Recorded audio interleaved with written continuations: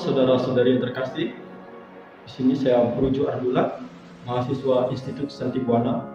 Di sini saya akan bagikan 4 cara menghilangkan atau menghindari rasa malas yang berlebih. Sebelum itu, mari teman-teman subscribe dulu channel YouTube-nya Institut Santi Buana, kemudian like, kemudian share video ini. Semoga video ini bisa bermanfaat kepada teman-teman yang lain. Oke, langsung saja sebelum masuk kepada pembahasan, tentunya kita bertanya apa itu rasa malas atau sikap malas. Di sini saya ingin mengatakan bahwa sikap malas atau rasa malas itu adalah suatu gangguan mental pada seseorang dan itu cenderung dialami setiap orang. Tapi bagaimana sih kita menghadapi rasa malas itu? Orang yang sudah diinggapi rasa malas akan kinerjanya akan hancur. Tentu ini sangat merugikan. Jadi cenderung bermalas-malas, akan sulit, bahkan tidak akan sukses dalam karirnya, studinya, bisnis, bahkan relasinya.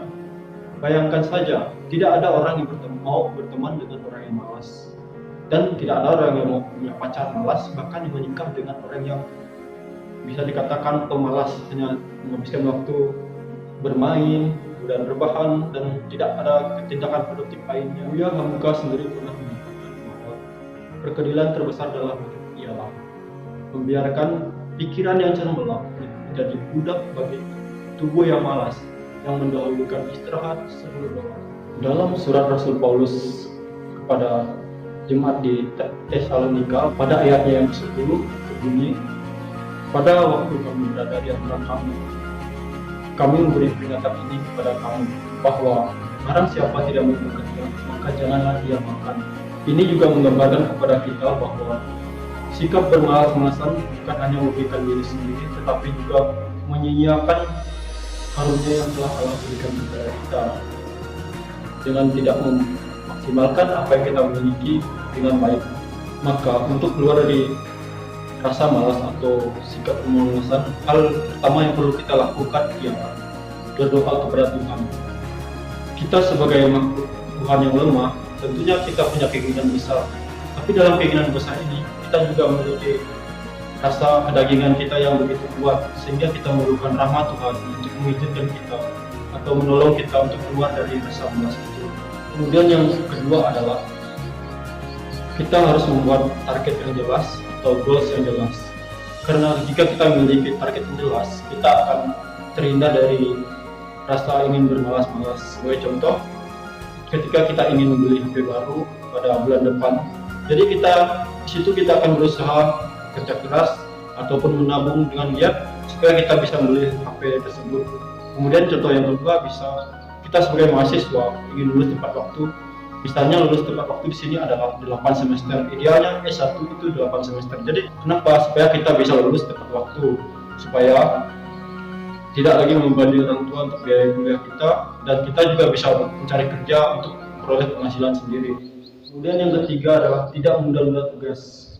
Di sini misalnya kita ada tugas dari dosen gitu, ya kita semaksimal mungkin, secepat mungkin dikerjakan gitu. Kalau ada rasa malas untuk mengerjakan, ya berpikir besok aja deh saya malasnya gitu, supaya apa, kita harus mengerjakan pada saat itu juga, mumpung ada waktu kosong gitu ya. Kalau kita menundanya, maka besok akan ada tugas baru lagi, jadi kita akan bercabang, jadi kita akan mengerjakan tidak maksimal. Bahkan lebih parahnya lagi kalau kita sampai kelewatan deadline untuk mengerjakan, jadi itu yang merugikan diri kita sendiri.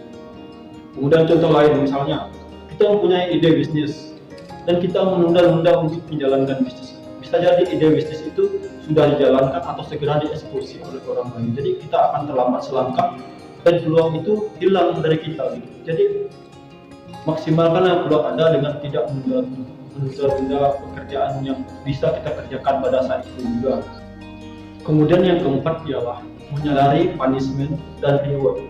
Punishment apa atau hukuman apa jika kita tidak mengerjakan atau melalaikan suatu tugas, dan reward atau hal baik yang kita peroleh jika kita mengerjakannya tepat waktu. Sebagai contoh, jika saya tidak mengerjakan tugas yang diberikan dosen, otomatis saya tidak memiliki nilai. Jika saya tidak memiliki nilai, maka kita akan berpeluang tidak lulus dalam mata kuliah tersebut. Jadi di sini merupakan satu hukuman kepada kita. Jika kita tidak lulus dalam satu mata kuliah, otomatis kita akan mengulang mata kuliah tersebut. Jadi yang seharusnya kita bisa lulus tepat waktu jadi terhambat. Ini adalah rasa malas atau malas itu wajar. Rasa malas itu sangat manusiawi. Setiap orang pasti mengalaminya. Tapi kalau kita tidak ada keinginan untuk melawan rasa malas itu, hal tersebut akan menjadi masalah kepada kita di kemudian hari.